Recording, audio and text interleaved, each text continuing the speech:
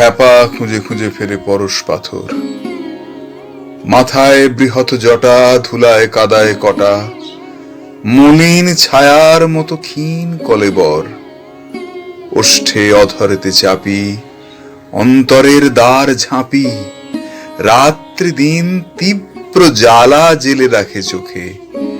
দুটো নেত্র সদা যেন নিশার খদ্দ ধ্যান, খুঁজে খুঁজে ফিরে তবু নিজের আলোকে।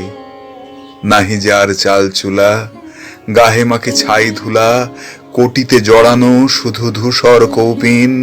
হেসে কথা কহে তাহে কেহ নাই এ সংসারে, পথের ভিখারি হতে আরো দিনহীন।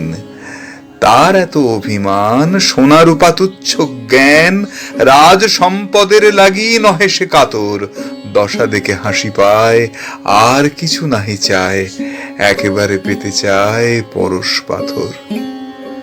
সম্মুখে গরজি সিন্ধু অগাধ অপার, তরঙ্গে তরঙ্গ উঠি, হেসে হলো কুটি কুটি, সৃষ্টি ছাড়া পাগলের দেখিয়া ব্যাপার।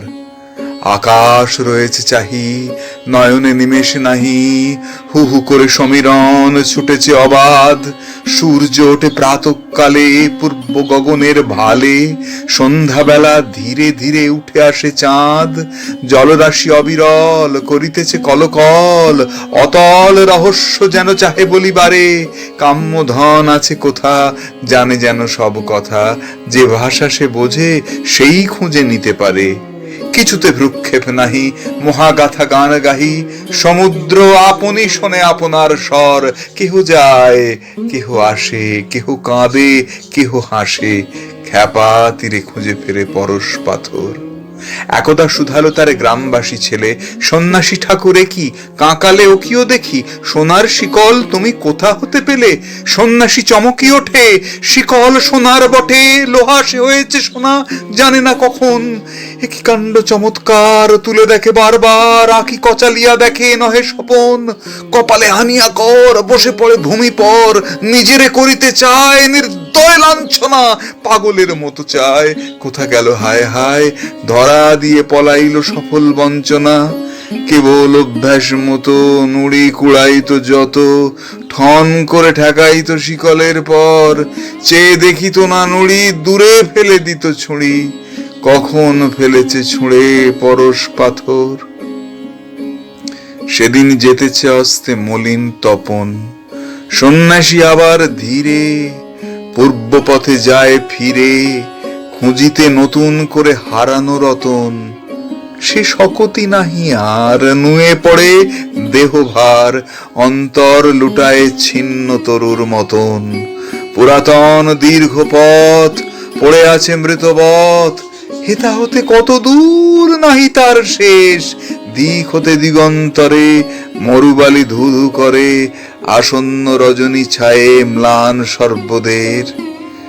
অর্ধেক জীবন বুঝি, কোনখানে চক্ষু বুঝি, স্পর্শ লোভে ছিল যার এক পল ভর। বাকি অর্ধ ভগ্ন প্রাণ আবার করিছে দান, ফিরিয়া খুঁজিতে সেই পরশ পাথর।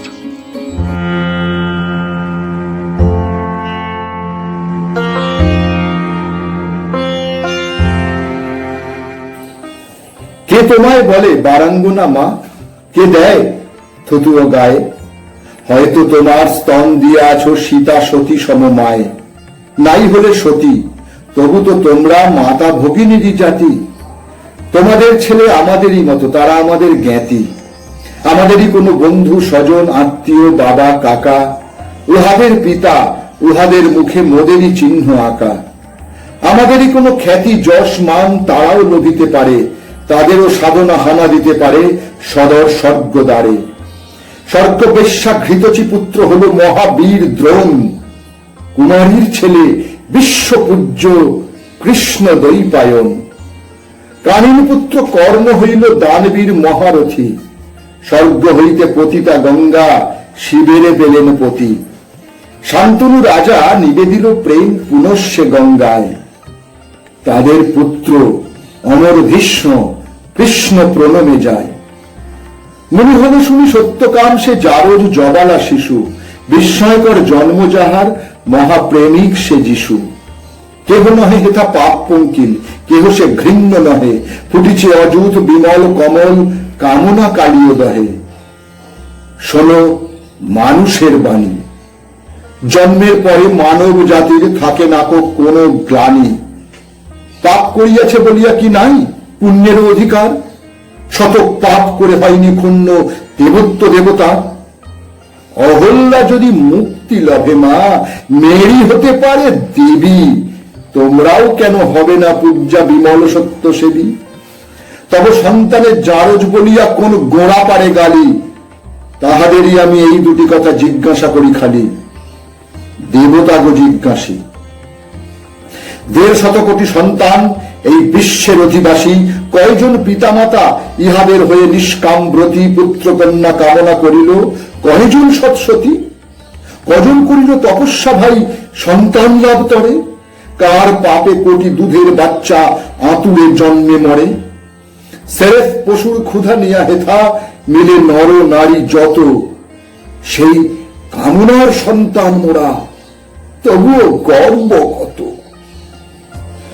শুভ ধর্মের চাই, জারজ কামজ সন্তান লাগি কোন সে প্রভেদ নাই। অসতী মাতার পুত্র যদি সে জারজ পুত্র হয়, অসৎ পিতার সন্তান তবে জারজ সুনিশ্চয়। নমস্কার।